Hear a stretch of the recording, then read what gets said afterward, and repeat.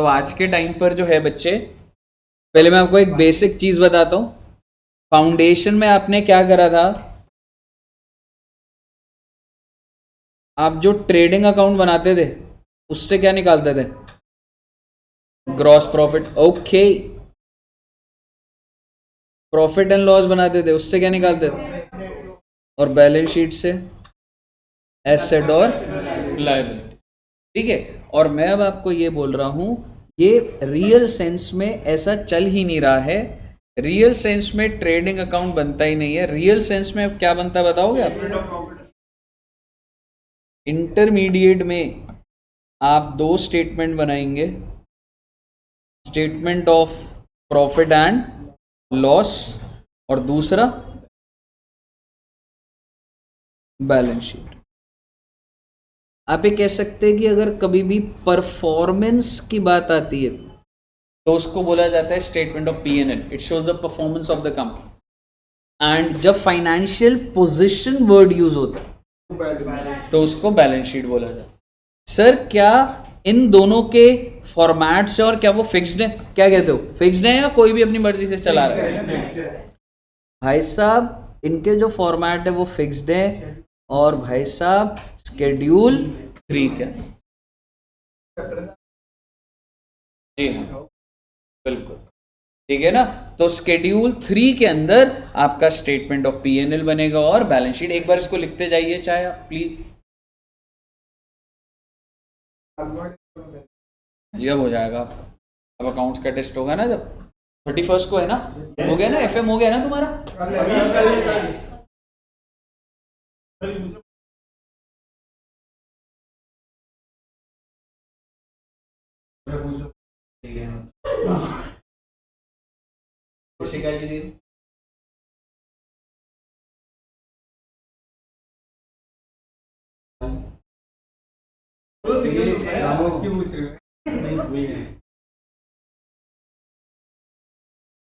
CMA का भी है, तुम्हारा है, घर से पूछो ना। CMA का, अकाउंट्स का तो है ही। हाँ अकाउंट्स का तो जितना भी तुम्हारा जैसे हो गया है ना, वो सारा का सारा ही 31 को लूँगा। ब्रांच सारे के सारे AS सारा होगा।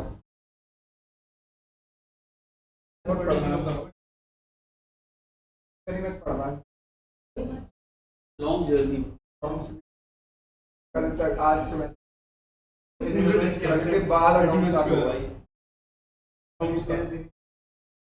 इधर आओ रे, बना लिया क्या इसको? आगे सुनिएगा, मैं अब इस चैप्टर में आपके साथ क्या क्या करना है पहले आपको ओवरव्यू दे रहा हूँ। एक ही क्लास में खत्म कर देंगे हमें चैप्टर, आज ही खत्म है चैप्टर।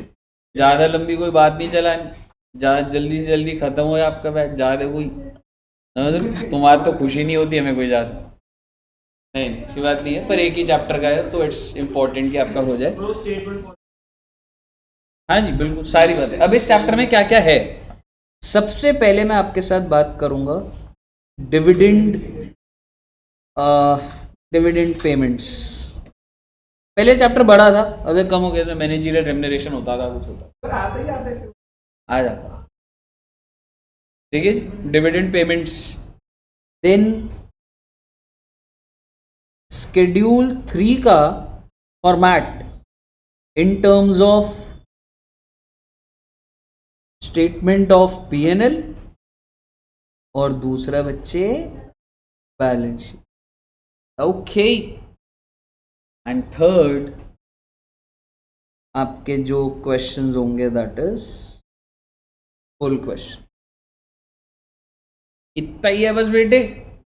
आइए पहले डिविडेंड की बात करते हैं, फिर आपको फॉर्मेट्स दिखाऊंगा, एनेक्शियल्स दिखाऊंगा, और फिर हम फुल क्वेश्चन सॉल्व करेंगे। 2-3 करेंगे, 2-3 बच जाएंगे, आप प्रैक्टिस कर लेंगे उसको। मतलब वो ऐसे है एडजस्टमेंट ऐसी जो तुम्हें लग रहा है ना फाइनल अकाउंट्स में नीचे बहुत सारी, नहीं, वही स्टैंडर्ड 3-4 एडजस्टमेंट बार बार होगा। एंड एक चीज अभी बता दूं, इस चैप्टर को हल्के में मत लेना, नहीं तो ये फुल क्वेश्चन आपके सॉल्व ही नहीं होगा। जस्ट बिकॉज अब एक दिन में और आपको लग रहा है तो हैंडल हो जाएगा, इस चक्कर पता क्या होगा, टोटल 7-8 क्वेश्चन है मैच करने वाले। 7-8 का मतलब आपको 8 सारे करने पड़ेंगे। अब ये सोचो अरे सर ये तो हो जाते, नहीं, ठीक है, ऐसा गलती मत कर देना, नहीं तो ये चैप्टर आपका डिफिकल्ट बन जाए। समझ रहे हो? आइए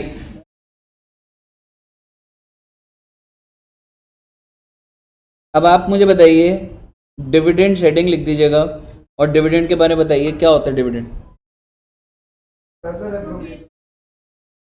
dividend is appropriation of profit. बहुत अच्छी बात है। दूसरी बात, it is calculated on, MRF का शेयर 1,00,000 का है, पार वैल्यू 10 है, किस पे कैलकुलेट होता है? It is calculated on par value. Final account है, बट एक बार सेकंड वाले में नहीं है वो, एक बार आपको चेक करना पड़ेगा। मुझे लगा चेक करा हुआ है कुछ है, पर एक बार कर ही लो। मतलब ये ओवरऑल तुम्हारा मतलब ऐसा स्पेसिफिक कहीं पे भी नहीं जा रहा, पर ये फॉर्मेट और ये सारे काम आने ही है तुम्हें, ठीक है ना? It is calculated on par value. मेरा आपसे सवाल, एग्जाम्पल है, सपोज करो पार वैल्यू 10 है, कॉल्ड अप 6 है, पेड अप 6 है, और dividend at the rate of 20%, आपके हिसाब से किस पे निकाला जाएगा? पैसे ही नहीं लिए अभी तक आपसे पूरे मैंने। Exactly, so it is on, you can से कॉल्ड अप मनी 6 रुपये, पेड अप भी बोल लो भी कोई फर्क नहीं पड़ रहा। कॉल्ड अप और पेड अप डिफरेंट ना, बिल्कुल उसी पे ही आ रहा हूँ। Par value 10, called up 6, paid up 8। Advance की बात कर दी पहले मैंने, 8 पे नहीं होगा, just because you are paying me advance, you are not eligible for more dividend. ठीक है जी, तो dividend at the rate of 20% किस पे निकलेगा? 6 रुपये।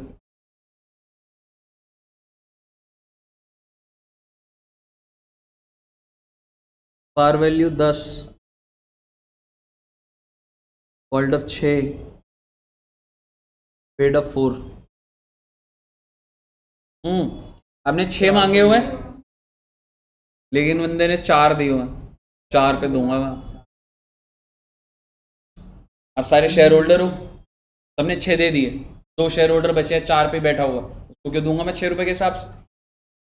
तो basically the paid up is 4, I will pay on dividend at the rate of 20% on 4 rupees. ले रहे बच्चे? और यही सोच के एक बंदे ने ज्यादा पे कर दिया, एडवांस दे दिया, advance is not eligible, but if you पे लेस तो लेस ही मिलेगा। ले रहे बच्चे? अच्छा, आगे सुनिएगा डिविडेंड से रिलेटेड। डिविडेंड जो है is paid in current year out of current year profits या प्रीवियस ईयर प्रॉफिट्स भी में से भी पे कर सकता हूं। मतलब करंट ईयर में प्रॉफिट है मेरे पास, बट मुझे लग रहा है पहले में से भी दे दूं या और ज्यादा दे दूं, करंट ईयर पूरा यूज करके भी प्रीवियस है, क्या हो सकता है? Yes, so dividend can be paid out of current year profits as well as previous year. But आपको एक चीज इंश्योर करनी पड़ती है कि डेप्रिसिएशन चार्ज करने के बाद ही डिविडेंड दिया जाता है। या आई थिंक आपने लॉ में पढ़े होंगे provisions. It is necessary to charge depreciation before declaring dividend। भाई डिविडेंड देने से पहले भाई डेप्रिसिएशन डिक्लेयर कर दो। हमारे यहाँ पर बस एक ही सवाल है, वो ये है, in case of inadequate profits और no profits, अगर आपके प्रॉफिट्स inadequate हैं या फिर प्रॉफिट्स है ही नहीं, we can use accumulated समझते हो? बिल्कुल पुराने वाले जो हैं प्रॉफिट। और इसके आपने कुछ 3 टेस्ट होते होंगे। कौन कौन से होते हैं? एवरेज टेस्ट जो 3 साल के, 3 साल का एवरेज जो भी है उससे ज़्यादा नहीं कर सकते। और दूसरा है कि वो पेड अप है उसका paid up plus free reserve का मैक्सिमम 10% ऑफ उसका, मतलब उससे ज़्यादा विड्रॉ नहीं कर सकते। और तीसरा वाला है कि जो लेफ्ट ओवर रिजर्व पेमेंट करने के बाद आपके रिजर्व इतने मिनिमम होने ही चाहिए, 15% होना ही चाहिए। ठीक है जी। तो मैं एक छोटी सी चीज़ बस यहाँ पे लिख रहा हूँ, अपने को एज ए थ्योरी लंबे में नहीं लिखनी, क्वेश्चन पे अप्लाई करवाऊंगा अब आपको, और फिर डिविडेंड हमारा ओवर होगा। सबसे पहला average of past 3 years, past 3 years dividend. तो ये आपका मैक्सिमम है कि आप इतना ही दे सकते हो। ठीक है। और कितना पैसा यूज कर सकते हो आप? General reserve can be used up to 10%, can be used up to 10% of paid up plus free reserve, and dividend is always paid out of free reserves। क्या आप कैपिटल रिजर्व में से दे सकते हैं? नहीं दे सकते। रिवैल्यूएशन रिजर्व इससे नहीं दे सकते, डीआरआर सीआरआर इससे नहीं दे सकते। And last, general reserve balance after dividend, general after dividend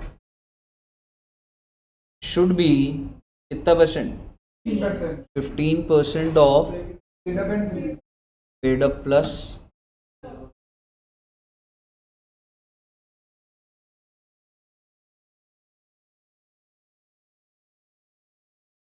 कहिए साहब जी, क्लियर है? सर इसका क्या करना है बेटे, एक क्वेश्चन आएगा आपकी स्क्रीन पर, उसको पूरा हैंडल करेंगे। और इक्विटी, ये सारी बातें मैंने इक्विटी के लिए करी है। इक्विटी को डिविडेंड देने से पहले अगर ऑलरेडी प्रेफरेंस है तो बिल्कुल। और दूसरी बात, हाँ वो और काफी डिटेल्ड है पर यहाँ काम नहीं है। हाँ।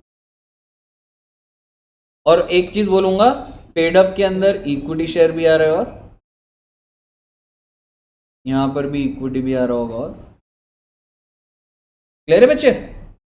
तो आइए, नहीं एसपीआर से आप डिविडेंड नहीं दे सकते। नोट कर लिया बच्चों ने? हाँ, बोनस इशू करने के लिए आप एसपीआर यूज करते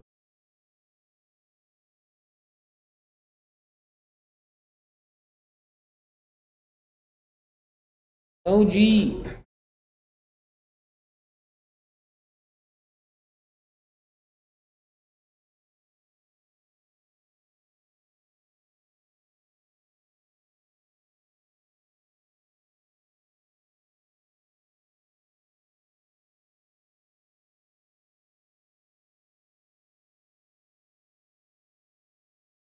इलस्ट्रेशन नंबर 1,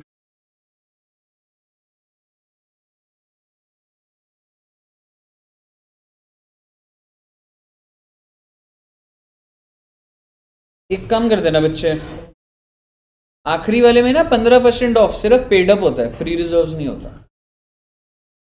ठीक है, क्योंकि उसी की हम लिमिट निकाल रहे होते हैं तो कंफ्यूजिंग होता है। तो सिर्फ और सिर्फ 15% ऑफ पेड अप कैपिटल। ठीक है जी। आइए क्वेश्चन देखते हैं बच्चों। Due to inadequacy of profit, देखो ये सारी बातें हमने तभी तो करी है ना, इन एडिक्वेट है तो भाई बहुत सारा तो दे दे, परसेंटेज क्या देख रहा है? ठीक है। Due to during the year 31 March 22, क्या मुझे ईयर बता सकते हैं? 21-22 XYZ limited decided to declare 10% dividend out of general reserve. Rate of dividend क्या चल रहा है? जो देने का 10%। From the following particular ascertain the amount that can be utilised for general reserve according to companies rule 2014। और क्या दे रखा भाई? प्रेफरेंस शेयर कितने के और डिविडेंड रेट 9%। देख लेंगे क्या है। इक्विटी कितने? 8 लाख इंटू 10। जनरल रिजर्व कितने का चल रहा है? कहने से this is accumulated reserves and CRR sorry capital reserve is not relevant.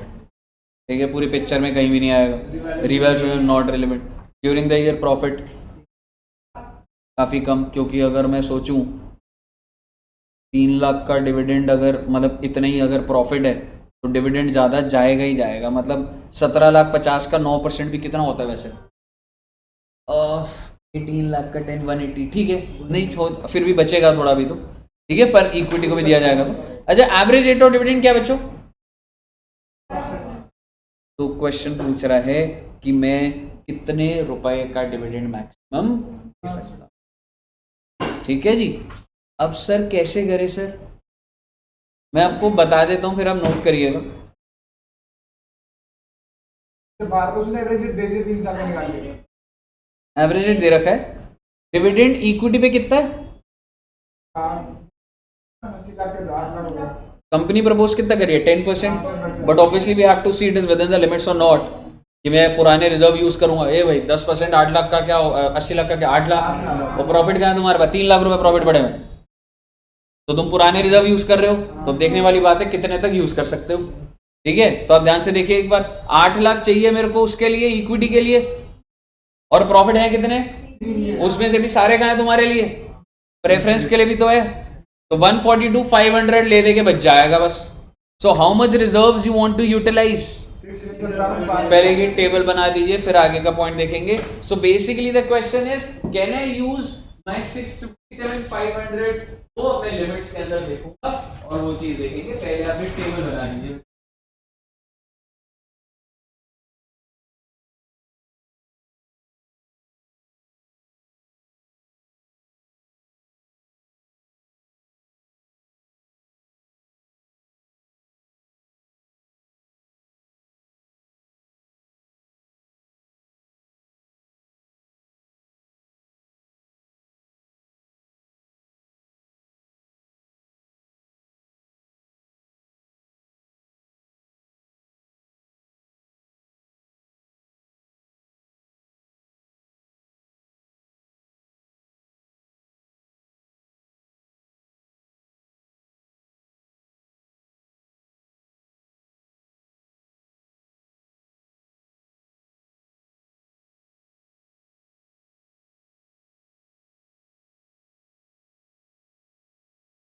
Sir एक बार फिर से समझा दोगे?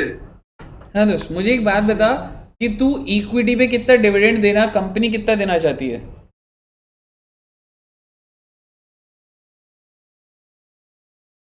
मेरे भाई 80 लाख का इक्विटी है ना, यस सर। उसका 10% देना चाह रही है कंपनी, सो दैट्स 8 लाख। ठीक है, बट क्या आपके पास इतने प्रॉफिट्स हैं करंट ईयर में? नहीं है। आपके पास कितने हैं? सिर्फ 3 लाख है, और वो 3 लाख में से भी प्रेफरेंस को भी डिविडेंड देना है। ठीक है। तो 3 लाख माइनस 157,500 हो गया preference, so you only have 142,500। Okay. But आप कितना पे करना चाहते हो, मतलब इक्विटी को 8 लाख, तो देखो पुराने रिजर्व यूज करने पड़ेंगे। कितने रुपए के? 657,500 के। ठीक है सर। आ गया? अब एक बार अगर मैं कुछ ना बोलूं तो क्या मैं इतने रिजर्व यूज कर सकता हूं? पहला टेस्ट, पहले टेस्ट का तो कोई लेना देना नहीं है अमाउंट से। पिछले 3 साल का एवरेज कितना है बेटा? 12%। अभी कितना दे रहा हूँ? 10 लिमिट्स।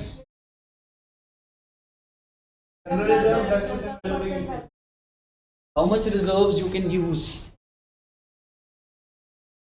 कंडीशन नंबर 2 पढ़िए एक बार, सेल्फ एक्सप्लेनेटरी।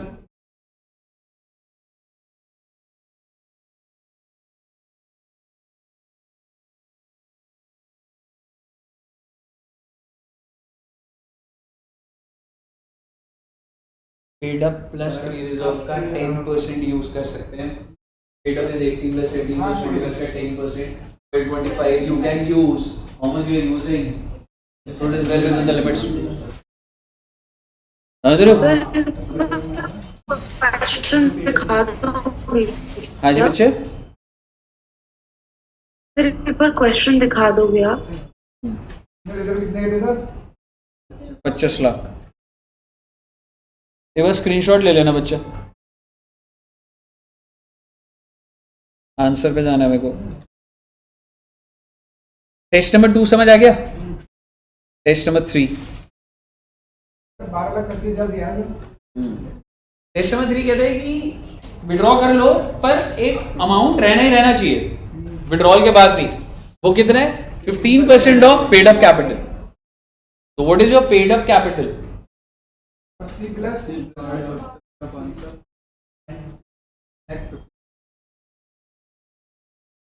बैंक में 50,000 हो गया ना। 97,000 आ जाएगा ना वो। यानी कि 1462,500 रिजर्व में बचा होना चाहिए। 15% आ रहा है। नहीं नहीं, एक बार सुन ले, क्यों 15% कितना निकला आपका 1462? इसका क्या मतलब है? इतने रिजर्व बचे रहने चाहिए। मेरे पास अभी कितने रिजर्व्स है? 25 लाख। मैं कितना यूज कर रहा हूं? 657। तो 1842 बच तो रहा भाई। मतलब मैं 14,62,500 के नीचे नहीं जा सकता ना। After this entire process I am at 1842,500।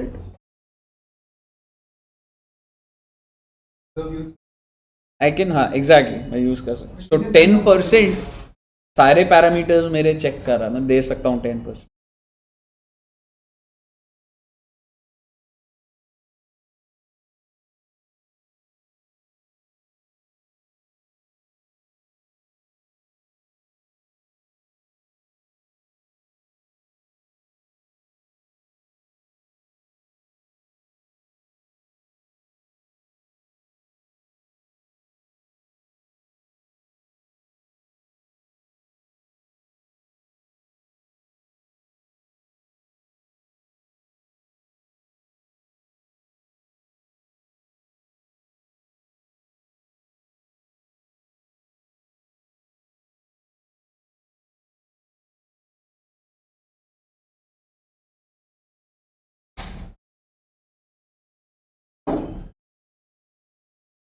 समझ आ गया ना बच्चे?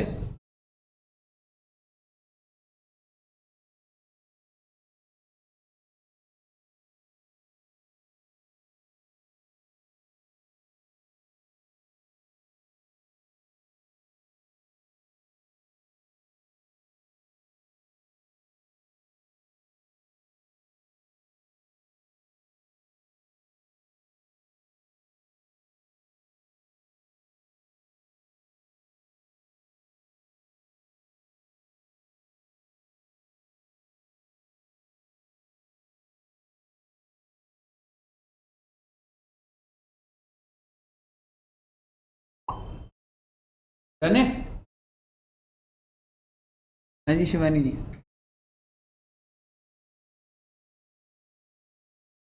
ईच क्वेश्चन में एक ही क्वेश्चन है इसका बच्चे, बट आपको हाँ ऐसे ही बताना पड़ेगा। मतलब थोड़ा बहुत ऐसे नहीं, डिक्लेरेशन पेमेंट रूल्स और वो नहीं, बट एटलीस्ट वो प्रोविजन को थोड़ा सा एक्सप्लेन तो 2 लाइनों में बताना पड़ेगा। ओके, आगे बढ़े। All done? हैंड बोल।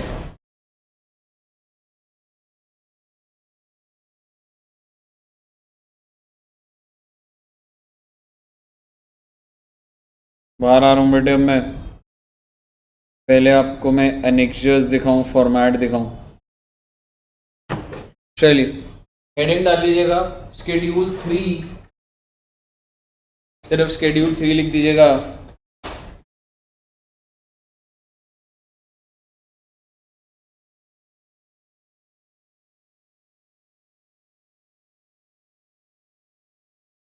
शेड्यूल 3 क्या बताता है जी? डिस्क्लोजर रिक्वायरमेंट्स बताता है। मैं आपको जर्नल एंट्री नहीं सिखाने जा रहा, मैं आपको बता रहा हूँ कि जब आपके फाइनेंशियल्स बन जाएंगे तो उसको इस तरीके से प्रेजेंट करा जाएगा।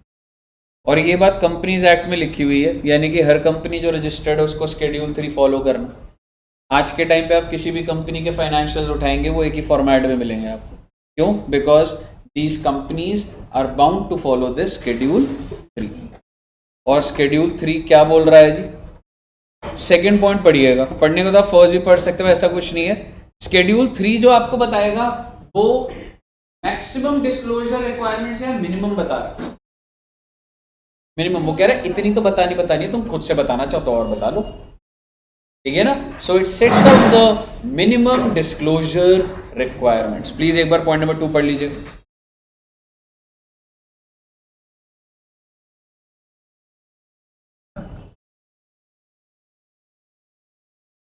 पढ़ लिया?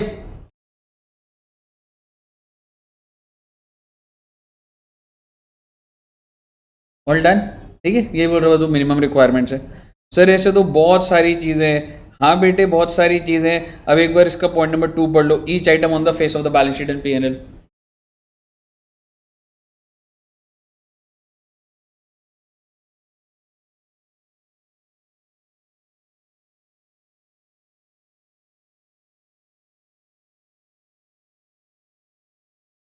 बोल रहा है तो बेनिफिट आइटम हर एक पॉइंट का नोट के साथ एक क्रॉस रेफरेंस होना चाहिए।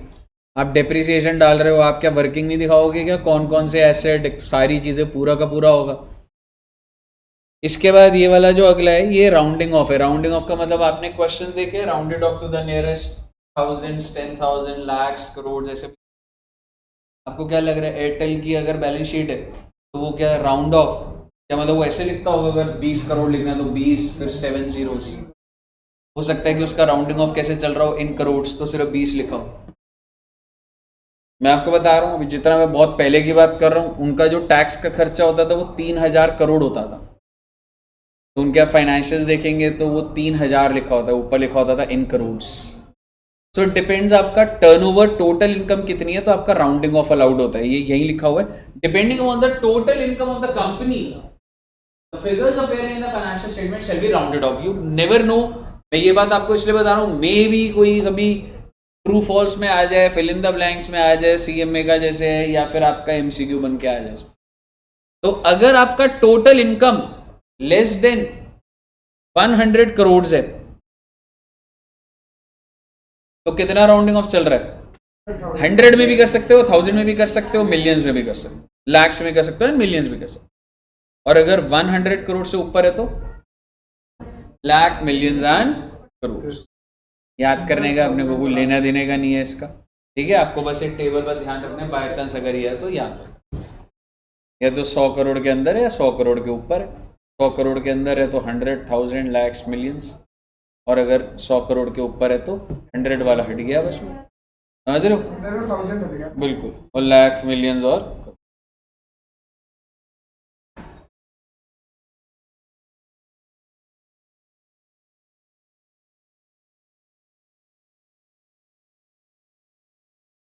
दोबारा से नोट वही लिखा हुआ, एक बार पढ़ लो। वैसे वही है, मिनिमम रिक्वायरमेंट्स जो हैं वो बता रखा है, ठीक है बच्चे।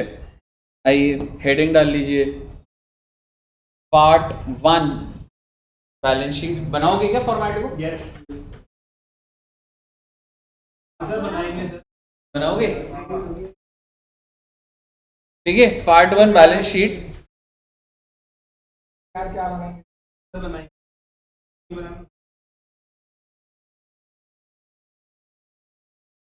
Part 1 balance sheet.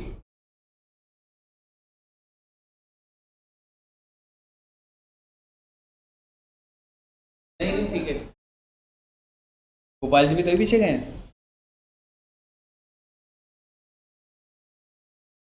ठीक है, आप मुझे बताइएगा, सबसे पहले समझिएगा बैलेंस शीट है पार्ट 1 और P&L क्या होगा पार्ट 2। तो पार्ट 1 लिखिए balance sheet, name of the company, balance sheet as at, और आपको दिख रहा होगा 2 साल का डेटा दे रखा है रे। सबसे इसको क्या बोला जाता है? Comparative analysis. मान लो अभी भी कौन सा साल खत्म हो रहा है? 24-25। तो कंपनियां जो बनाएंगी 24-25 तो देंगी, साथ ही साथ कौन सा देंगी? 23-24 कंपैरेटिव। और ज्यादा नजदीक में कौन सा लिखा जाता है? करंट 24-25। बस इमीडिएटली जो वैल्यू हो वो मोस्ट रेलिवेंट होनी चाहिए। अब आपको मैं याद करने का तरीका भी बताऊंगा। अब मुझे बताइए, जैसा आप टी शेप में बनाते थे वैसा तो नहीं है, ठीक है। अब आपका वर्टिकल है, और वर्टिकल के अंदर क्या मैं कह सकता हूँ टी शेप में बनाते तो इक्विटी और लायबिलिटी ही तो लिखते थे, कैपिटल और लायबिलिटी। तो हेडिंग तो वही है, इक्विटी एंड लायबिलिटी। और इसके अंदर टोटल 4 पॉइंट्स आएंगे मोटा। सबसे पहला share holder fund, share application, money pending allotment, तीसरा नॉन करंट और करंट। एक बार सुन लीजिएगा, मैं एक बार बोल देता हूँ फिर आप एब्जॉर्ब करिएगा। और एसेट्स के अंदर कितने आ रहे हैं? 2, नॉन करंट एंड करंट। तो लायबिलिटीज में टोटल 4 आएंगे और एसेट्स में 2। अब मैं एक एक करके लायबिलिटी की बात कर रहा हूं।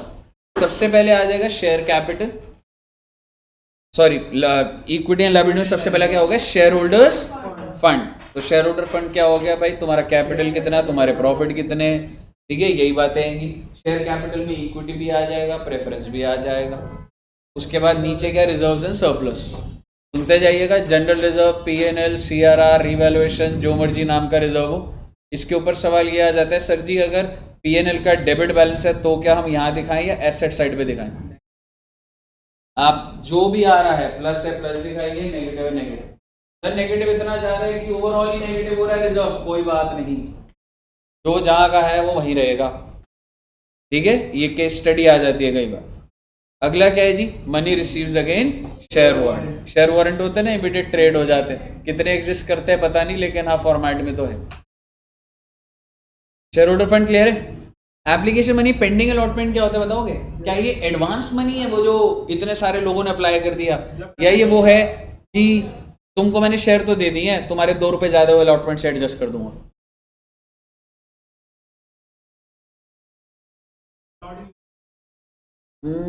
देखो 2 तरीके का, मैं 1 लाख शेयर बेच रहा हूँ और एप्लीकेशन आ गई है 10 लाख शेयर की, ये वो नहीं है। तो अलॉटमेंट में मतलब ये वो है राइट ऑफ कर रहे हैं। जो मैं उन 9 लाख को वापस करूंगा तो करूंगा ही। मैं कह रहा हूँ ऐसा होता था ना, फाउंडेशन में आपने करा होगा कि एग्जैक्टली कि थोड़ा सा पैसा जो बच जाता है, जो मैं अलॉटमेंट में एडजस्ट करता हूँ, वो वाली चीज समझ रहे हो? शेयर एप्लीकेशन मनी, एक बार सुनिएगा, शेयर एप्लीकेशन आपने फाउंडेशन में वो एंट्री देखी थी कि कुछ लोगों को जब प्रो राटा दिया जाता था तो उनका कुछ पैसा एडवांस रहता था, अभी भी एप्लीकेशन का जो अलॉटमेंट में एडजस्ट करते थे। Yes sir. ये वो वाला है share application money pending allotment. और इस पे कोई भी कुछ भी नहीं आएगा, खाली रहने वाले हैं सारे, ठीक है ना? बट आपको ऑब्वियसली पता होना चाहिए। पहले 2 पॉइंट क्लियर है बच्चे? नॉन करेंट लाइबिलिटीज, सबसे पहला कौन सा है? बोरोइंग्स का मतलब होता है उधारी ले रखी, bank loan, debentures, public deposits, secured loans, unsecured loans, whatever, can be secured, can be unsecured, can be from related parties, can be from directors, आपको सारा डिस्क्लोज करना पड़ेगा। लॉन्ग टर्म बोरिंग क्लियर है? डीटीएल आपको बहुत कराया मैंने, deferred tax liability. Net इसलिए लिखा हुआ है क्योंकि जिंदगी में अगर डीटीए भी होता है और डीटीएल भी होता है तो नेट करके दिखाया जाता है। ठीक है जी। नेक्स्ट क्या दे रखा है? Other long term liabilities. What do you mean by that? Example, किसी और तरीके से जैसे मैंने आज सामान खरीदा किसी से, मेरी मोबाइल की शॉप है, मैंने मोबाइल खरीदा और मैं उसे पैसे 2 साल बाद ही दूंगा, मेरा है उसके साथ ट्रांजैक्शन ऐसे, क्यों नहीं हो सकता? जरूरी है कि मैं 2 महीने बाद ही पेमेंट करूं? There can be creditors which are paid after 1 year, after 5 years. दूसरी बात सुन लो, ग्रेचुइटी की लायबिलिटी। अब बोलोगे सर वो एस्टिमेट होगा तो प्रोविजन, तो ठीक है लॉन्ग टर्म प्रोविजन में डाल दो, लेकिन अगर कोई चीज़ एस्टैब्लिश हो चुकी है, कोर्ट केस का ऑर्डर आ चुका है, मेरी डिमांड है पर मैं पैसे नहीं दे पा रहा, मुझे नहीं लग रहा मैं 2 साल तक दूंगा, तो लायबिलिटीज तो और भी बहुत हो सकती हैं, लेकिन अगर वो एस्टिमेटेड पर है तो कहाँ आ जाएंगी? वो प्रोविजंस में आ जाएंगी। क्यों साहब, क्लियर है? करंट लायबिलिटीज में शॉर्ट टर्म बोरोइंग्स, उसके बाद क्या ट्रेड पेबल लॉन्ग टर्म भी हो सकता है? हो सकता है, ठीक है ना, वो भी हो सकता है। तो वो कौन सी कैटेगरी में आ जाएंगे? Other long term liabilities. और ट्रेड पेबल में ये लिखा है कि आउटस्टैंडिंग एमएसएमईज को कितने देने हैं। अच्छा, ट्रेड पेबल क्या होता है? जो मेरे को पैसा पे करना है तो आपको डिस्क्लोज करना पड़ेगा एमएसएमईज को कितना देना और एमएसएमईज के अलावा कितना। रीजन वीजन क्या है हमें कोई लेना देना नहीं। Other current liabilities, other current liability में क्या आएगा? Salary outstanding, bank overdraft, wages outstanding, rent outstanding, all the expenses which are outstanding इधर आ जाएंगे। Bills payable, short term provision मतलब जो इमीडिएट किसी को पे करना है वो इसमें आ जाएंगे। क्लियर है जी? एसेट्स पर आता है। क्लियर है ना आपको? ये याद करने का एक तरीका, वो मतलब आप प्रैक्टिस करोगे तो होगा, उसका कोई ऐसा वो नहीं है। एसेट्स के अंदर आते हैं सबसे पहले नॉन करंट। नॉन करंट में पीपीई, पीपीई क्या होता है बेटा? जितने भी फिक्स्ड एसेट है। उसके बाद अगला क्या है? कौन से स्टैंडर्ड में करा था? Intangible, AS 26। अगला बताओगे क्या होता है कैपिटल क्या होता है ये?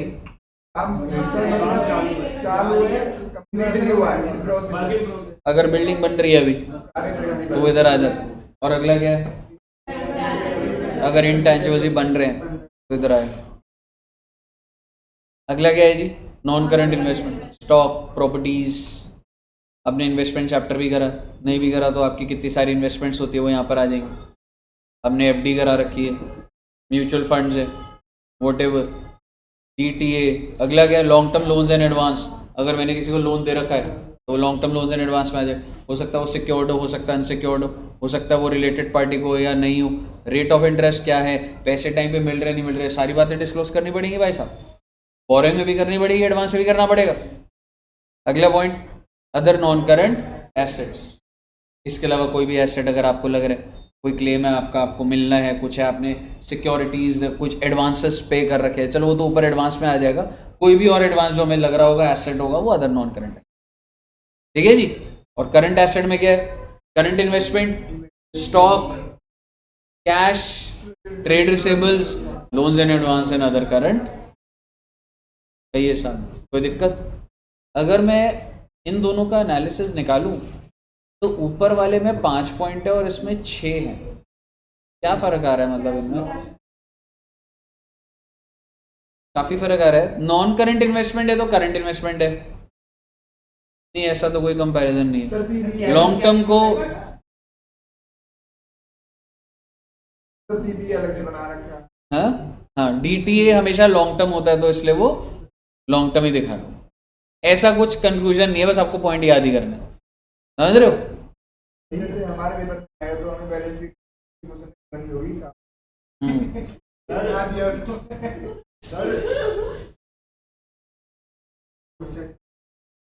सर वहाँ पे सब कुछ लिखा होता बढ़िया फॉर्मेट, सेम कॉपी करो फिर अपने एडिशन में। जब तक मैंने ये करवाया नहीं था तब तक तो कह रहा था आप करवा नहीं रहे करवा नहीं रहे।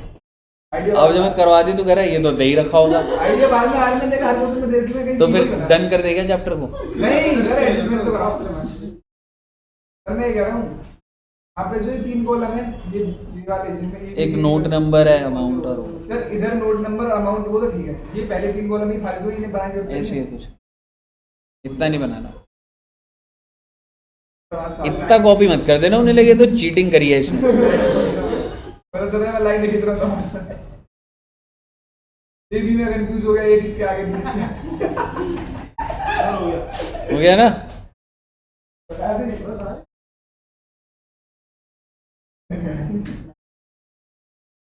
और ये पीएनएल देखते हैं, इसमें ना अंदर अंदर की बातें कुछ कुछ बतानी है मैंने, बट वो नहीं तो ज़्यादा थ्योरी हो जाएगा। पीएनएल दिखाता हूँ, क्वेश्चन देखते हैं और भी पॉइंट देखेंगे। पीएनएल बहुत आसान है बेटे। बैलेंस शीट किसमें था? पार्ट 1 में। पीएनएल किसमें है? बहुत अच्छी बात है, कंपनी का नाम आ जाएगा, पीएनएल आ जाएगा, कंपैरेटिव इंफॉर्मेशन आ जाएगी। सबसे पहले क्रेडिट साइड को हैंडल करेंगे। क्रेडिट साइड में सिर्फ 2 ही बातें, और दूसरा अदर इनकम, डिस्काउंट रिसीव्ड हो, profit on sale of fixed asset हो, इंटरेस्ट इनकम हो, डिविडेंड इनकम हो। आपको जो भी क्रेडिट साइड पे लिखना है, जो आपने ट्रेडिंग में लिखते थे, वो किधर को आ जाए? अदर इनकम में आ जाए, और आपका कॉलम टोटल हो जाएगा। हाँ जी, सारा डन है इधर। सेल्स। और मैं एक चीज बोलूंगा, अब आपको लगेगा सर क्लोजिंग स्टॉक का क्या होगा?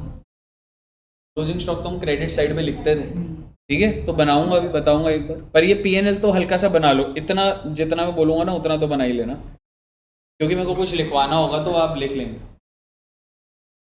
रेवेन्यू फ्रॉम ऑपरेशन लिख लीजिए, अदर इनकम के ब्रैकेट में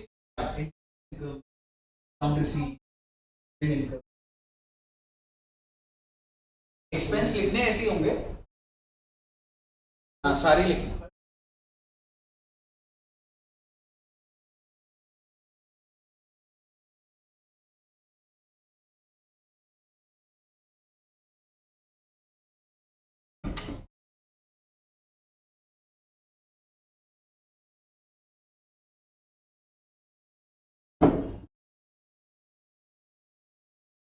आपने अदर इनकम का क्या एग्जांपल दिए थे?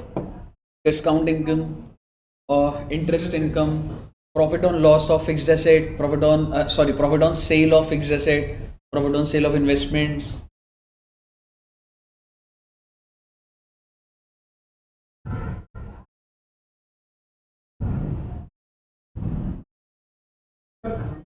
दोनों बना रखे हैं रिपोर्टिंग पीरियड प्रीवियस नहीं ब्रो, एक ही बनाना है।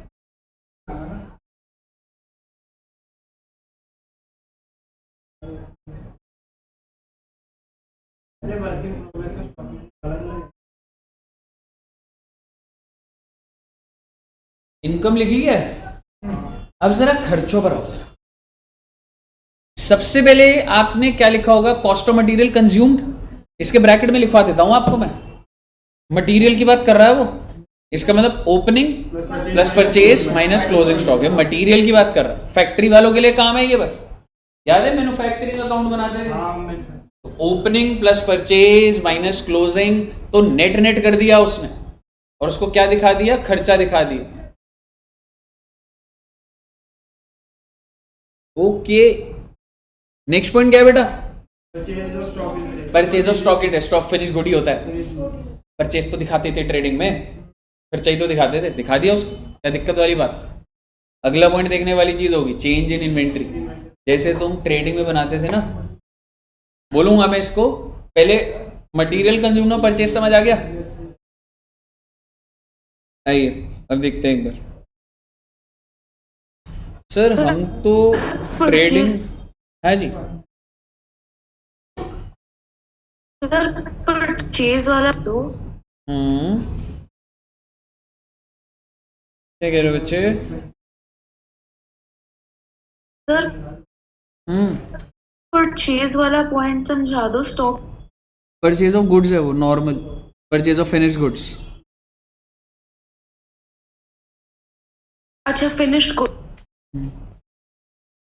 एक बात बताइए, क्या मैं कह सकता हूँ आप क्लोजिंग स्टॉक यहाँ लिखते थे और ओपनिंग स्टॉक यहाँ लिखते थे? क्या अभी तक आया कहीं भी?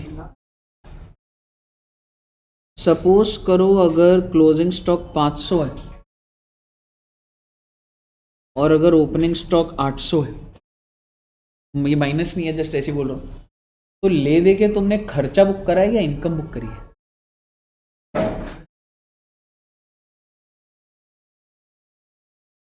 Debit side income, debit side में खर्चे, नेट इफेक्ट तो वही आता है ना।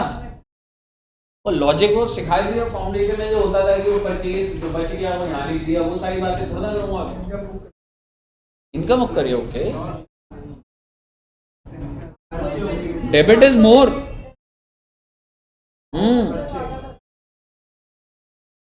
डेबिट साइड 800 है, क्रेडिट साइड 500 है, और मेरे को नया स्केड्यूल ये नहीं बोलता तू अलग अलग बता, मेरे को बोलता है नेट इफेक्ट बता इसका। तो मैं 300 एक्सपेंस बोलूं या 300 इनकम बोलूं? इजी है भाई, एक्सपेंस है, क्योंकि नेट नेट इसको काट दूंगा तो 300 ही बैठ रहा है ये। मैडम आपकी वॉइस ब्रेक हो रही है। अरे हुआ क्या, तेरे पास रिकॉर्ड्स हैं, मैं तेरे को सिर्फ 2 वैल्यूज है उसको एडजस्ट करके दिखाने को बोल रहा हूँ, होगा क्या?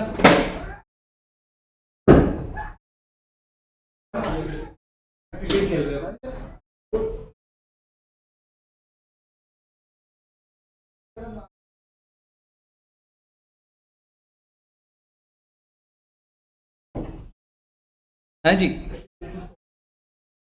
मुझे बताइए।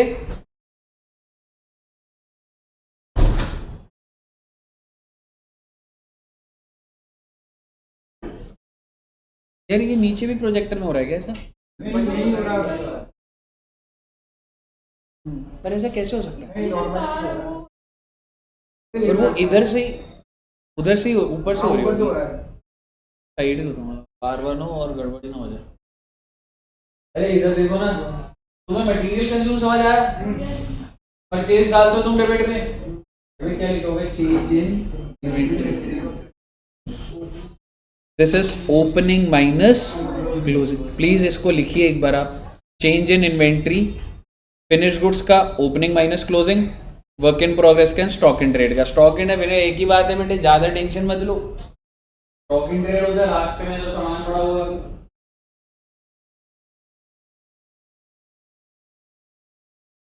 तो अगर मैं फॉर्मूला बोलूं, अभी आपको एकदम से समझ नहीं आएगा, प्लीज अभी आप लिखिए जो मैं बोल रहा हूं। चेंज इन इन्वेंट्री लिख दिया आपने और ब्रैकेट में लिख दीजिएगा ओपनिंग माइनस, तभी तो पॉजिटिव आएगा और तभी तो एक्सपेंस में आएगा। लेकिन एक बात बता दो, अगर ऐसा हो जाए 400 और 1000, आपने फॉर्मूला क्या डाला, ओपनिंग माइनस, तो कोई बात नहीं, इनकम में मत चले जाना, नेगेटिव एक्सपेंस दिखा दो आप। चेंज इन इन्वेंट्री को फॉर्मूला आपका ओपनिंग माइनस क्लोजिंग ही है। पॉजिटिव आ गया तो खर्चा, खर्चे में तो सही चल रहा है, नेगेटिव आ गया तो इनकम है, पर इनकम में मत जाइएगा प्लीज, नेगेटिव दिखा। आपको अपना जैसे ट्रेडिंग में ऐसे अलग अलग होता था, दिखाने की जरूरत नहीं है। अब इसका मतलब ये मत सोचिए कि आपके पास डेटा नहीं है, डेटा पूरा आपके पास, but you just have to show change in inventory. कहिए साहब जी, समझ आया?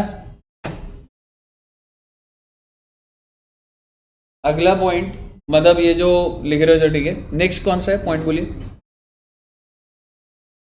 ये तीनों ना स्टॉक की बात ही करते हैं, finish good, work in progress and stock. ठीक है, तो तीनों के लिए फॉर्मूला क्या हो गया, ओपनिंग माइनस। नेक्स्ट बताइएगा। एम्प्लॉय को आप जो भी सैलरी दे रहे हो, वेजेस दे रहे हो, वेजेस कहाँ गया, ट्रेडिंग आया है जी। हाँ जी, एम्प्लॉय को सैलरी कितनी दे रहे हो, पीएफ का खर्चा कितना है, स्टाफ वेलफेयर एक्सपेंसेस, वेजेस, कुछ भी compensation, VRS, retrenchment compensation, whatever expenses related to your staff, सारे के सारे एम्प्लॉय बेनिफिट में जाए। अगला बताइए, interest cost, interest on debentures और एमोर्टाइजेशन, वो जो discount on issue of debenture होता था जो राइट ऑफ करते थे। प्रेफरेंस शेयर का डिविडेंड नहीं आएगा यहाँ पे, डिविडेंड एप्रोप्रिएशन ऑफ प्रॉफिट होता है, चार्ज थोड़ा ना होता है। फाइनेंस कॉस्ट में सिर्फ और सिर्फ क्या आ रहा है, बोरोइंग्स के ऊपर ब्याज, ठीक है ना, you can say interest on borrowings. Next is depreciation as per AS10। AS10 करेंगे बहुत ही जल्द में। डेप्रिसिएशन कैसे निकला आपने सीखा ही हुआ है, वही चीज जो फाउंडेशन में सीखी है वो 10 में लिखी हुई है बस। और एमोर्टाइजेशन का कौन से स्टैंडर्ड में करा हमने, हाँ कौन से में करा था आप बताइए पीछे, हिमेश जी एमोर्टाइजेशन करा होगा ना। एमोर्टाइजेशन क्या होता है आप ये बता। गोपाल जी, ये तो ग्रुप 1 ही है ना।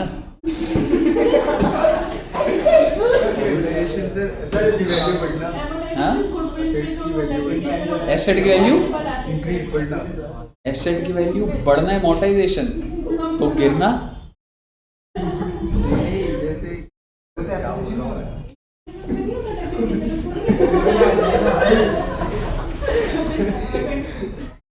आप क्या सोच रहे हो, आपसे नहीं पूछा जाएगा? आता आपको ये नहीं पूछूंगा। क्या होता है एमोर्टाइजेशन? सर वैल्यू गिरा रहे ना उसको, मतलब उसके ऊपर चार्ज वो कम करके जो भी पैसा मिल रहा है। किस चीज की वैल्यू? गुडविल की है, कोई भी एक्सपेंस, इंटेंजिबल वैल्यू को गिरना एमोर्टाइजेशन बोलते हैं भाई, समझ रहे?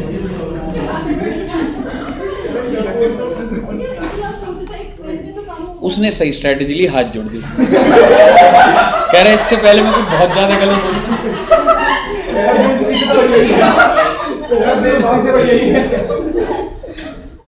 कह रहा है सरेंडर कर दो, हमें कुछ नहीं आता है। हाँ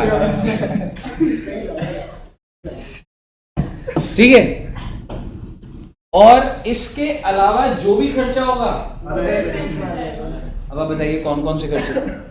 wifi, electricity, telephone, marketing, stationery, postage, bad dates,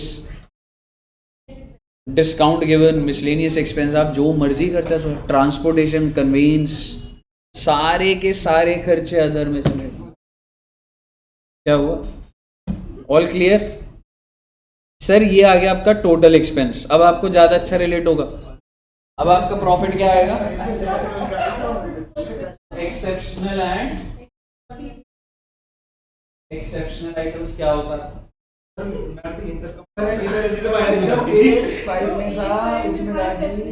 exceptional क्या होता है ये बता।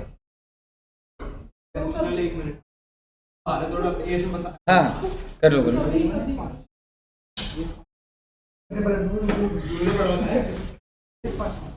AS5 कौन सा था? ये कब कराया सर ने? हाँ? क्या था? जैसे क्या अरे वो प्रायर पीरियड आइटम वाले जो होता है ना वो ये छोड़ दिया। क्या था? सर बार-बार करनी होती। सर कभी-कभी बेचने से ऐसे तो होता है ना, मतलब ऐसे तो बेच दिया तो एक्सेप्शन है, कभी-कभार ही होता है वो जो ट्रांजैक्शन कर रखती है। What is the difference between exceptional and extraordinary? Question of sir external is like AS12 different कर दिया गुडविल को। Extraordinary is like AS12 नहीं गुडविल वो grant but covered in AS5. हां ग्रांट कर दिया।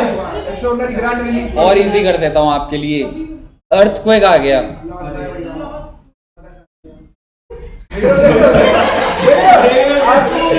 अब तक चुप ना। तो वो एक्स्ट्राऑर्डिनरी है या एक्सेप्शनल है? एग्जैक्ट। एक्सेप्शनल होता है कि कोई फिक्स्ड एसेट भी बेचा 5 साल बाद बेचा, मतलब विद इन द बिजनेस, ठीक है, लेकिन मतलब वो होना ही होना है, बट ठीक है 4-5 साल में एक बार होता है तो उसे एक्सेप्शनल बोला जाता है। और एक्स्ट्राऑर्डिनरी होता है जो आप कभी इमेजिन ही नहीं कर सकते, वो हो जाता है। Loss by fire, theft, earthquake, ये सारा क्या होता है? एक्स्ट्राऑर्डिनरी। दोनों एग्जांपल सही दिया। ठीक है, अभी देख लेंगे। तो बेसिकली अभी आपका जो प्रॉफिट आया है ये किससे आया है? एक्सेप्शनल आइटम को छोड़ के मान सकते हो। क्योंकि मैंने आपको बोला था AS5 सबसे पहले हम ऑर्डिनरी एक्टिविटीज ही पकड़ते हैं, ठीक है। धंधे में आपको अगर धंधा समझना है, आप कह रहे हो एक्सेप्शन, उसको हटा, पहले तू नॉर्मल बता मेरे को, नॉर्मल धंधे का खर्चा बता अपनी सेल और ये सब, उसके बाद बता कि हाँ भाई क्या चीज तूने इस साल राइट ऑफ कर दी, एक्सेप्शनल आइटम में क्या खर्चा क्या इनकम आ रहा है।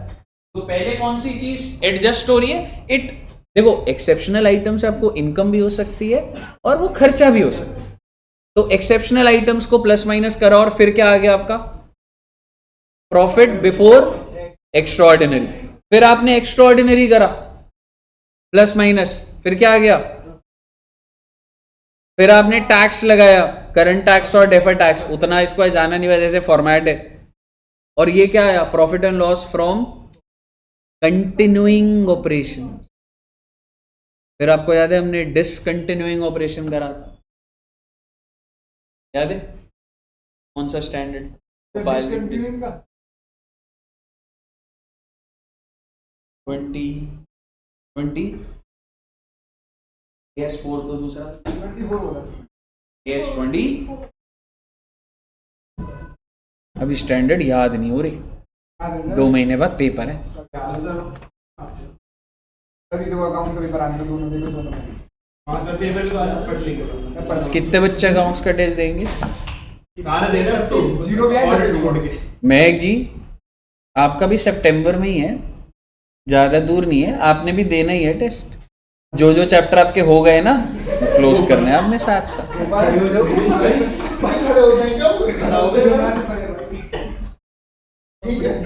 ये अब ऐसा लग रहा है हैंड्स अप कर दिए तूने, पहले हाथ जोड़ लिए थे, कह रहे हैंड्स अप हो गया, कह रहे कितने टेस्ट देंगे, हैंड्स अप। ठीक है, तो EPS आ जाएगा बेसिक और डाइल्यूटेड। ये EPS का अब वो पूछ रहे हैं सर क्या पता ला के दे चलो 11 था 30 था भाई। AS क्या था सौरभ जी? सॉरी 11 था। AS11 कौन सा था? पता फॉरेन से कह रहा 11 तो EPS था। अब कह रहा है बाहर वाला अरे एग्जैक्टली से वो कर नहीं भाई, सब घर वाले ही है भाई।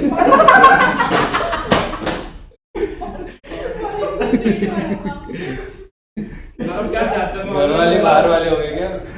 बार बार हो गया क्या? वो पर्टिकुलर वही बंदा बाहर का है। कोई नहीं यार, ऐसी आपके कॉन्सेप्ट रिवाइज हो जाएंगे।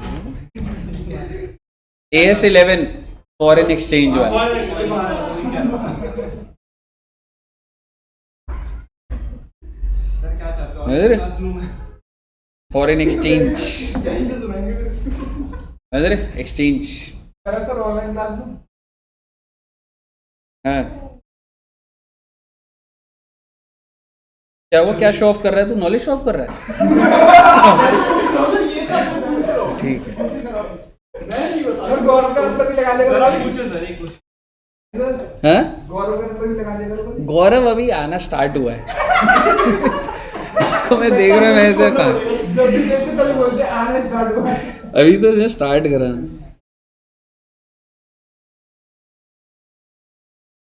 गौरव से पूछ लेता हूँ, AS29 बता कौन सा था? लीज।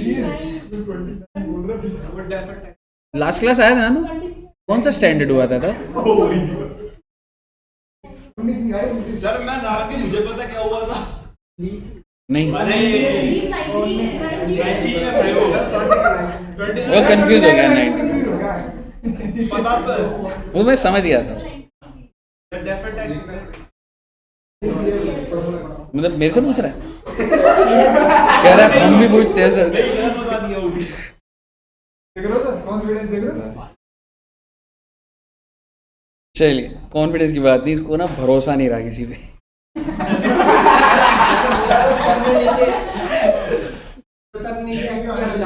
बिल्कुल ही खत्म हो गया। हाँ? कह रहा हूँ नहीं आऊंगा। चलिए, तो क्या चल रहा था भाई?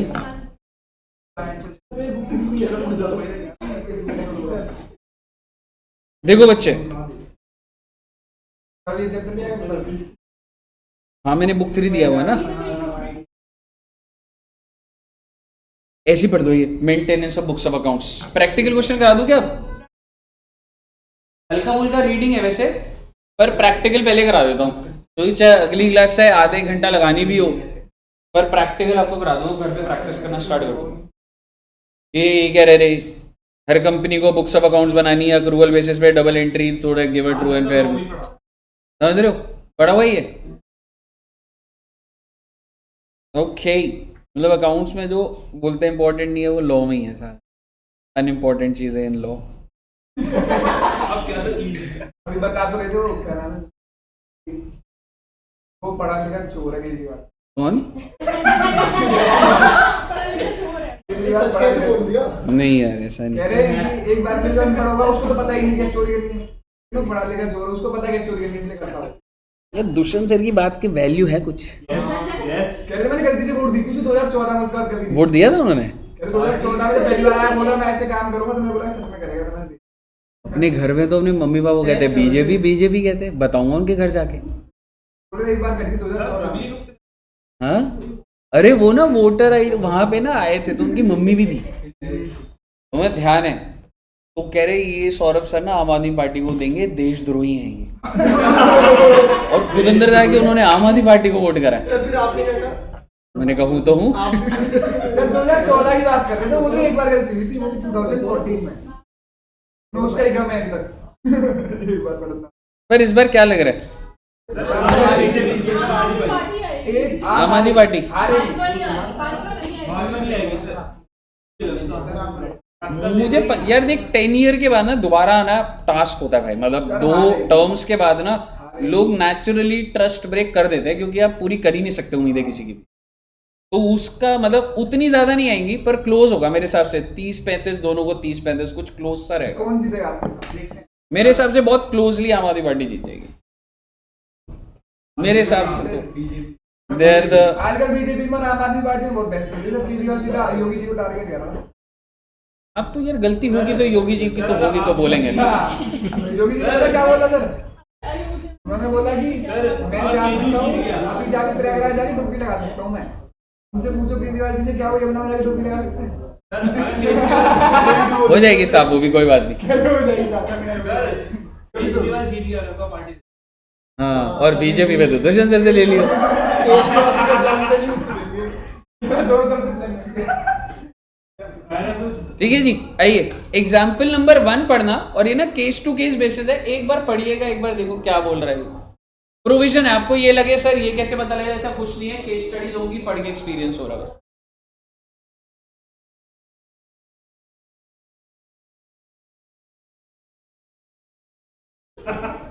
क्या मतलब बाहर जो हो रहा है या ये क्वेश्चन? वो कह रहा है वो क्वेश्चन।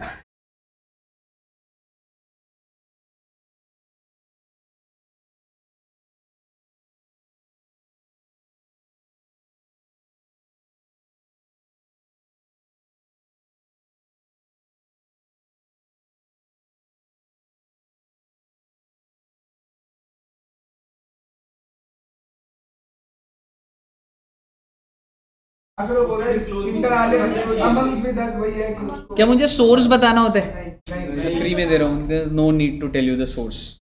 ठीक है ना, तो एक बार इसको पढ़ लेना।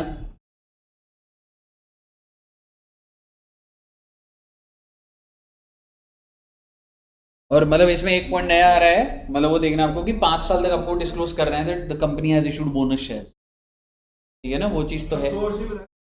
हाँ, सोर्स बताने की कोई जरूरत उसने नहीं, सोर्स का पूछा है ना सीधा, उसने जिक्र नहीं सोर्स।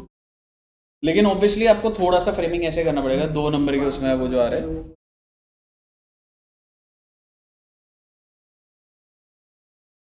ये वाला क्वेश्चन नहीं 15 नंबर हो सकता है आपको ये क्वेश्चन भी जो हम करेंगे बहुत बार आ चुके हैं, 10 नंबर का ये ऐसे। फाइनल अकाउंट और कैश फ्लो तो मैं ऐसा करके जाऊंगा।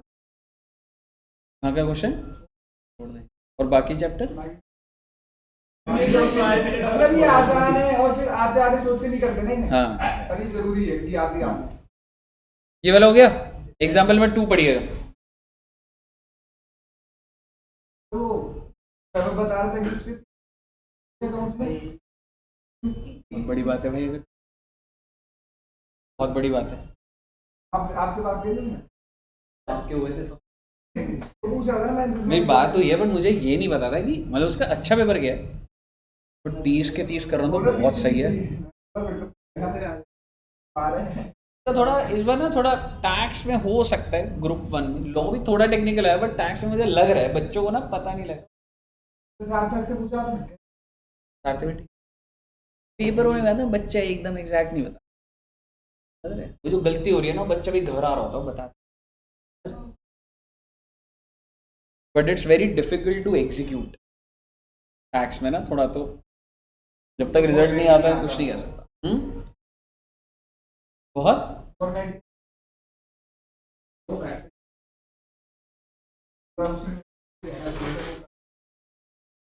पूरे बचे बने, हर बच्चे पढ़े ना एक कर। ये पढ़ लिया क्या आपने? वो सर ये एक कह रहा है, क्वेश्चन पूछना था। हाँ जी, सर वर्क इन प्रोग्रेस तो इन पर्टिकुलर मतलब लिखा ही, सॉरी अच्छा नहीं ठीक है, उसमें स्टॉक इन ट्रेड नहीं, वर्क इन प्रोग्रेस लिखा तो हुआ है एग्जैक्टली, तो हमें क्यों नहीं बताना है? वो कह रहे हैं जब दोनों में मतलब डिफरेंस ही नहीं है, मान लो 100 रुपए ओपनिंग 100 रुपए closing, so change is approximately nullified in work in progress exactly. तो दिखाएंगे ही नहीं, जीरो दिखा देंगे। मतलब बेसिकली ये कह रहे हैं do not require the amount at the beginning, वो ये कह रहे हैं कि अमाउंट एट द बिगिनिंग नहीं। अगर आप ये क्वेश्चन देखोगे multiple opening and closing would be more और लेस द सेम, तो कह रहे हैं कि ओपनिंग और क्लोजिंग क्या है, मोर और लेस सेम है। ठीक है, और शेड्यूल 3 क्या कहते हैं कि आपको ओपनिंग और क्लोजिंग दिखाने की जरूरत नहीं है, सिर्फ और सिर्फ चेंज दिखाने की जरूरत है।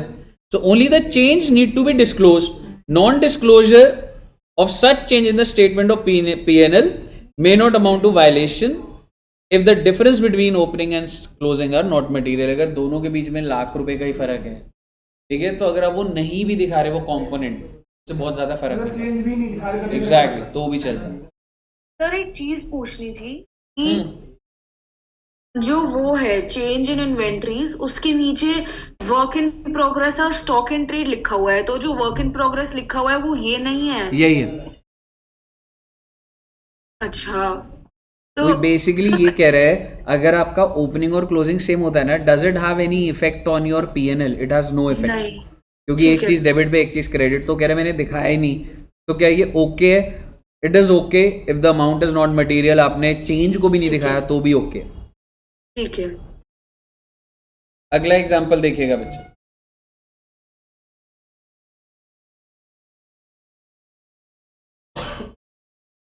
क्या हुआ?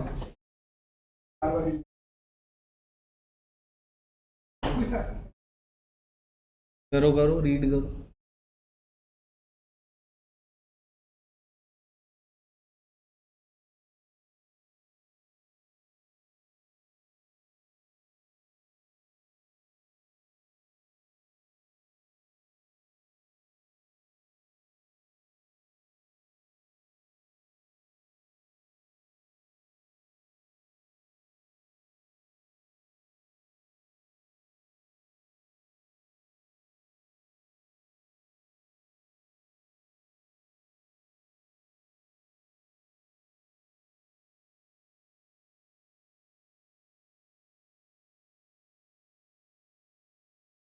हाँ, एक्यूमुलेटेड लॉसेस ऑफ 250 हैं, तो you have a loss of 250 which it had disclosed under the head statement of asset. तो उसने सही करा कि एसेट में दिखा के नहीं, ठीक है, उसको रिजर्व्स एंड सरप्लस में माइनस में ही दिखा भाई। आंसर पढ़ना बेटा।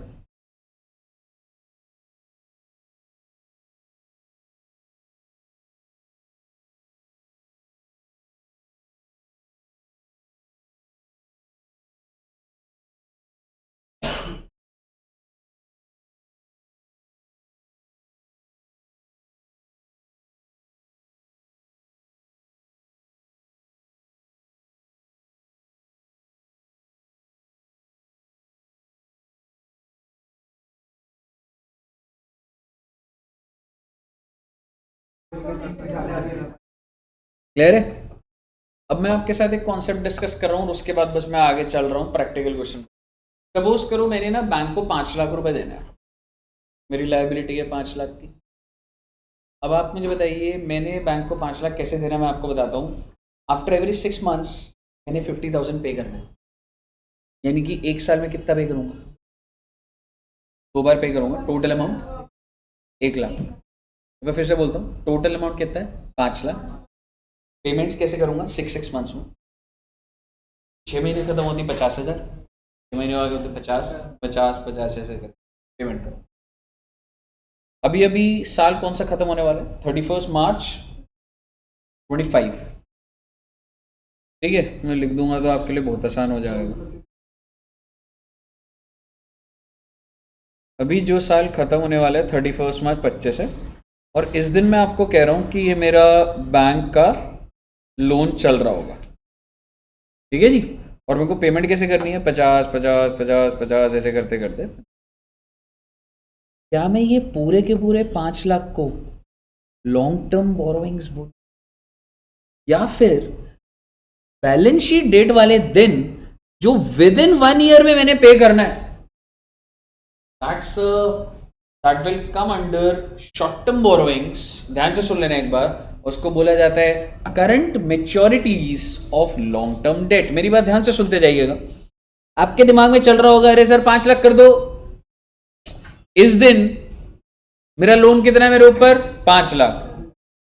1 साल के अंदर तो सारा तो पे नहीं करना, पर बेटे इतना एग्जैक्ट लाइफ चल रही है कि इस दिन आपकी ये जो लायबिलिटी आपसे पूछा जाएगा, जो विद इन 1 ईयर पे करना वो कितना है? 1 लाख। और जो 1 साल के आगे है वो 4 लाख। कौन से दिन से देख रहा हूं? जब भी रिपोर्टिंग कर रहा हूं 31 मार्च को। और इस 1 लाख को बोला जाता है current maturity of long term debt. ये आपको करंट लायबिलिटीज में दिखाना पड़ेगा, शॉर्ट टर्म बोरोइंग्स में। हाँ जी, बाकी 4 long term short term borrowings, current liability.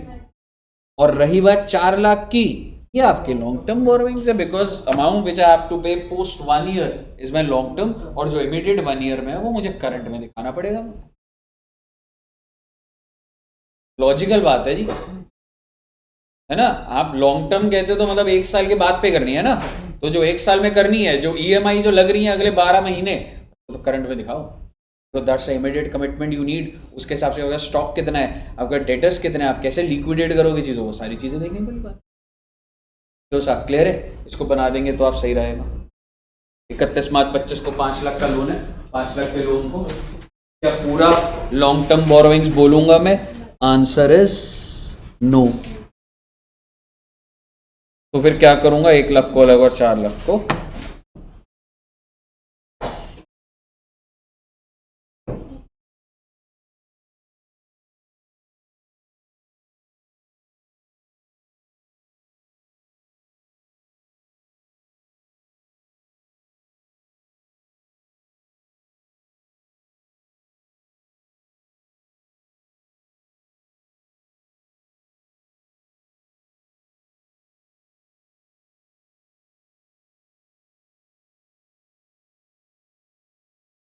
Sir आपने current maturity of long term debt लिखा है ना?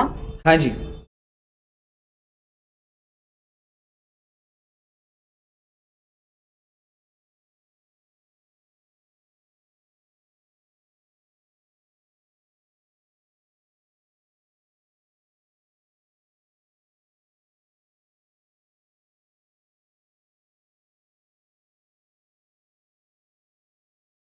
आज तारीख को आप किसको वोट डाल रहे हो? आम आदमी पार्टी। बिना झिझक उठना नहीं पड़ता। भाई वो काम करते हैं। सर एक चीज पूछनी है, हमारे काम तो नहीं कर देते हाँ जी, हाँ जी मैडम। सर तो इसमें ऐसा है कि अगर आज हमारे पास लोन है और हमें लोन 31st को पे करना है या 31st नहीं नहीं नहीं, आप आज 31 मार्च है एंड मेरे Yes, पास कितने, मेरे सर पे कितने का लोन है? 5 लाख का। Yes, तो इस sir. 5 लाख में से कितना मुझे पोस्ट 1 ईयर पे करना है, that is obviously long term, और जो विद इन 1 ईयर पे करना है दैट इज ठीक है, short sir. Term. Balance sheet date पे मैं अमाउंट ऑफ लोन देख रहा हूं। तो नोट कर लिया बच्चों ने? ओके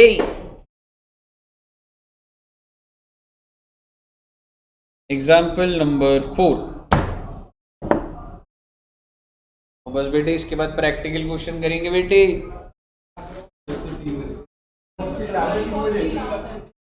क्या टाइम हो गया? 50 हो गए, 50। चलो 10-15 मिनट तो हो जाता है। 2:15 तक कॉल स्टार्ट कर लेंगे।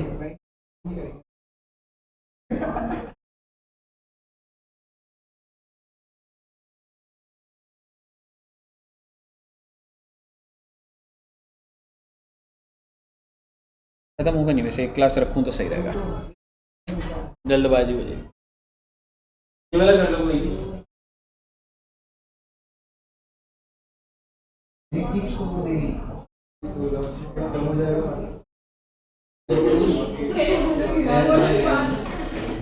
बता नहीं। अरे पूछने क्यों नहीं आप यहाँ किसी को? आप अकेले हम आदमी से बोल रहे हैं।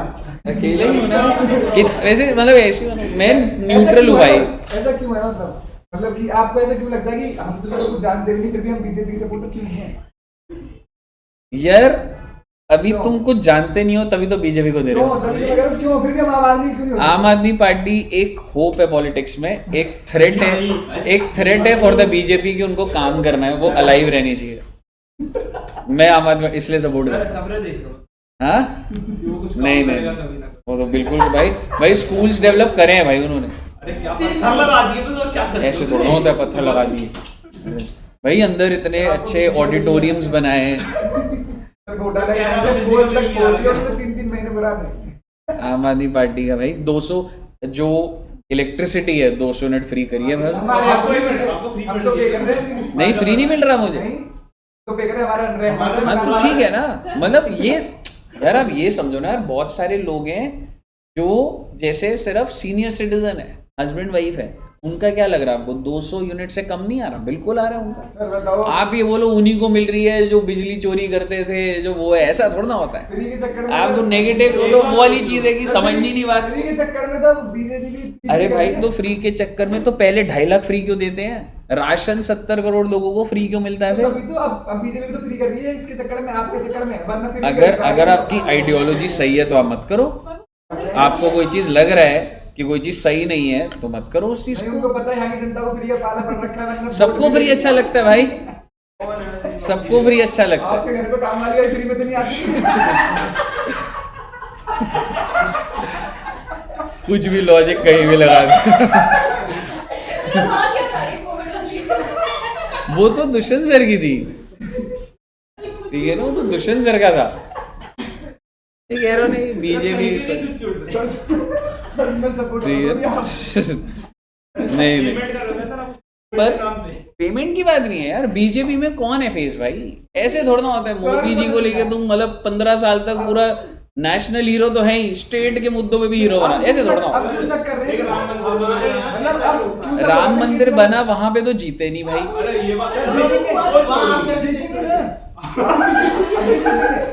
वहाँ से आगे बोलते हैं। बीजेपी स्टेट को चला रही है अभी भी, और चलाएगी। हैं? मतलब बीजेपी स्टेट तो चला ही रही है। हाँ, जीतेगी तो बात नहीं नहीं, वो बिल्कुल ठीक है, पर कभी भी किसी एक पार्टी को इतनी ज्यादा पावर में नहीं आना चाहिए दैट दे डोंट।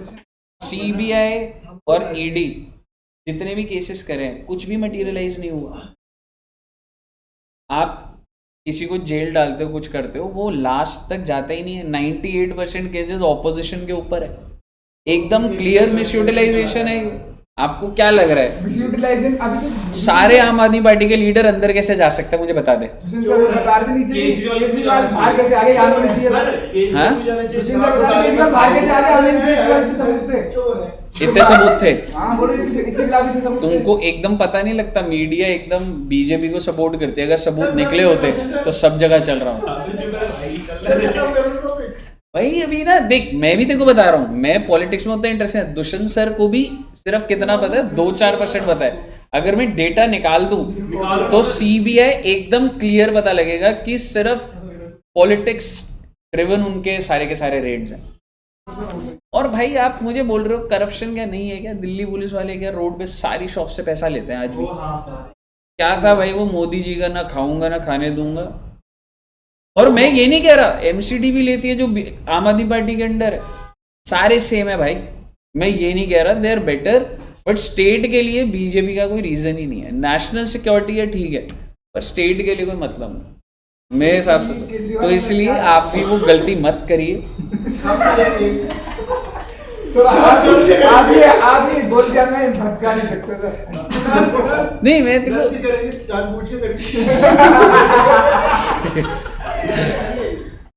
जानबूझ के करेंगे। ठीक। Example number 5। इस पे टैक्स ज्यादा लो। हाँ, इसका तो इलेक्शन वाले दिन में इसको बुलाया। इसको टी शर्ट गिफ्ट करूंगा झाड़ू वाली। सर चेंज आ गया 10 साल में, कितना चेंज आ रहा है आने वाले टाइम में, देखो क्या चेंज है। यार चेंज है भाई। स्कूल्स में, स्कूल जाने से एक बात है, क्या स्कूल एक बहुत बड़ी चीज होती है भाई। इलेक्ट्रिसिटी, आगे और 10 साल बसेस वगैरह स्टूडेंट्स के लिए फ्री होगा। कब होगा? हाँ, ये जिनको फ्री नहीं चाहिए था कब होगा? अभी कह रहे थे फ्री नहीं मिलना चाहिए। एक बात हो सर, आज तक नहीं कर पाया सर, पिछले 5-10 साल से कर भाई। सकते हो सर आप। सर मेट्रो 70 रुपए की, 70 रुपए की इतनी सस्ती इसका 35 रुपए कर दे, क्या फर्क पड़ जाएगा? सर फ्री के चक्कर में ना वो हर बार सेंटर के पास आके बोलते हैं लाओ दोबारा फंड दो, सारा फ्री मोड़ आता है। उसको मैं आपको बता देता हूँ। हर देख, पता है क्या है, पॉलिटिक्स एक ऐसी चीज है कि थोड़ा सा सुन के ना, थोड़े से पॉइंट मुझे बताऊंगे, आपको बताऊंगे। अब इसी चीज से मैंने सुना था, हर स्टेट को सेंट्रल गवर्नमेंट जो इनकम टैक्स आता है उसका शेयर देती है, दिल्ली गवर्नमेंट को नहीं देती। हर स्टेट को मिलता है, और पहले मिलता था। अब जैसे दुष्यंत सर कह रहे थे वो आयुष्मान भारत स्कीम क्यों नहीं है? अरे भाई वो तो पॉलिटिकली राइवलरीज हैं ये, और उसकी स्कीम में ये लिखा है आपके पास स्कूटर नहीं होना चाहिए तो आपकी मेडिकल इंश्योरेंस होती है। हाँ, वो कुछ है, सारी स्कीम फालतू की है। ये जो केजरीवाल जी बोलते हैं आप जाओ कोई भी इलाज मुफ्त करा लो, एक बार जाके देखो 40 दिन बाद नंबर आएगा रिपोर्ट का। ठीक है, कुछ नहीं है, लेकिन there is a hope. Sir वो भी तो नहीं है, वो खत्म कर दी उसने। सर टाइम नहीं खत्म। Change sir. आप नहीं, time change, Time BJP change। BJP contest ही नहीं करती भाई। बीजेपी कहाँ है यहाँ पे? कोई सर, फेस है दिल्ली में नहीं बीजेपी आई का? ना, दिल्ली में नहीं आई, पर ला के देखो देखो क्या होता है। नहीं, कुछ भी नहीं होगा। हाँ एग्जैक्टली, सिर्फ मोदी जी का फेस वैल्यू यूज करके कितनी बार जीतोगे भाई? नहीं है, सर योगी ठीक है, मतलब वो चीज ऐसे नहीं होता भाई। सर एक बार योगी जी को ले आओ एक बार हमारे हमारे हमारे स्टेट से उसको ले आओ योगी जी को। देंगे बीजेपी को ही। सर हम बीजेपी को देगा ना, सर हम हो गए। उससे पहले तो टेस्ट देगा बेटे। पास टाइम टेस्ट में वोट देने जा रहे हैं। बट मैं ना तुम्हें बहुत सारे फैक्ट्स दिखा सकता हूँ, अगर तुम कन्विंस होने को रेडी हो। ठीक है सर, दिखाओ दिखाओ। मतलब मैं पहले मेरे को R&D करनी पड़ेगी, हाँ सर, हाँ दिखाओ वीडियो। मतलब ऐसी कि नहीं अभी के लिए नहीं कह रहा, तुम कह रहे हो हाँ टाइम पास करवा सर देना। सुल्तान त्रिवेदी को बुला लेते हो, वहाँ से बैठ जाओ उसका बैठ। हाँ सुल्तान त्रिवेदी को बुला लेते हो, उसका बैठ डिबेट करते हैं। यार देख, वो ना सेंट्रल लेवल पे बहुत सही है, ठीक है, सेंट्रल लेवल पे आपको चाहिए भाई। स्टेट के मुद्दे अलग होते हैं और यार। मैं कह रहा हूँ 10 साल रख तो लिया, अब चेंज करके देखो क्या होता है। नहीं नहीं, झूठ नहीं ऐसे कहते, नहीं बदलू, नहीं। पॉल्यूशन का जो है, पॉल्यूशन का आपको पता है, कोविड के टाइम पे क्वारंटीन लेकर ही आम आदमी पार्टी आई थी कॉन्सेप्ट। दिल्ली में पहले स्टार्ट हुआ था कि अगर आप सब लोग हॉस्पिटल मत भागो, होम आइसोलेशन हो। केस तो सब जगह ही आया है ना, कह रहा हूँ ना, आप इंसान ही नेगेटिव हो। सर बदलना क्यों नहीं चाहते हैं बताओ। हाँ? बस 10 साल देख लिया, बदलना क्यों यार बदल के और देखो ना। अच्छा तो करा है उसने, क्या खराब करा है? हमें क्यों नहीं सेटिस्फाई क्यों नहीं? फिर आपको भरोसा क्यों नहीं कि जीतेगा इस बार? हाँ? फिर आपको भरोसा क्यों नहीं हो रहा कि क्योंकि जीतेगा? 10 साल के बाद सिर्फ और सिर्फ लॉयल जो मतलब जेन्युइन होते हैं ना, वो रह जाते हैं। बाकी आपकी तरह हो गए, कभी यहाँ कभी वहाँ, 10 साल हो गए। आप तो छोड़ो, कोई लॉयल नहीं रहा मतलब। सर इसका मतलब आम आदमी पार्टी जरूर नहीं है। हाँ? आम आदमी पार्टी में, दो आम आदमी पार्टी का बहुत अच्छे लीडर्स आ चुके हैं। पर तुम मेरे को बता, इधर बीजेपी से कौन लड़ रहा है? क्या फेस है, क्या मुद्दे उठाए आपने? ना होने के बाद डर कैसे है? आतिशी जी है, ठीक है, अरविंद केजरीवाल है, राघव चड्ढा है, संजय सिंह है, मनीष सिसोदिया, सारे नाम है। और वो ओझा सर है सर, ओझा सर हैं? ओझा सर। ओझा सर, हाँ ओझा सर है। तो ये बताओ, इतने बड़ी फेस होने के बाद डर क्यों है? बीजेपी नहीं आई। फिर भी डर लगा। पहले मैं न्यूट्रल था, थोड़ी रख रहा था, तुम्हारे इतनी बातें करी, बिल्कुल नहीं आएगी, नहीं आई नहीं सकती। आएगी ही। सुन लो सर, लिख लो हमारी बात, देख। बीजेपी आएगी, देखो। तुम लोग ना फैक्ट्स पे कन्विंस नहीं होगे, नहीं तो मैं तुम्हें कन्विंस हम नहीं होंगे। वो नहीं है। हम तो अगर आप कन्विंस होने के लिए रेडी हो ना, मैं आपको दिखा सकता वो हूँ। नहीं सर है। रेडी है, सब कर दिखाओ। सर हाँ? कर नहीं, मेरे को डेटा देखना पड़ेगा, और स्टेट से भी कंपेयर करके मैं डेटा निकाल सकता हूँ। सर निकाल दो।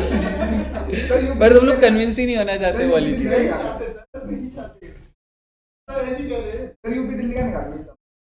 यूपी अलग पॉलिटिक्स है, 30-35 करोड़ है। योगी जी सही है उधर, मैं तो कह ही नहीं रहा। बस वो था कि अयोध्या मंदिर बनाया, पर वहां जीते नहीं, वो अलग है। सर अभी भी वो तो बेशक नहीं जीते, फिर वो कुंभ भी करवा रहे हैं, फिर भी हाँ। वो काम कर रहा है सर, उससे डजन में पर जीत रहा है नहीं, फर्क पड़ता है।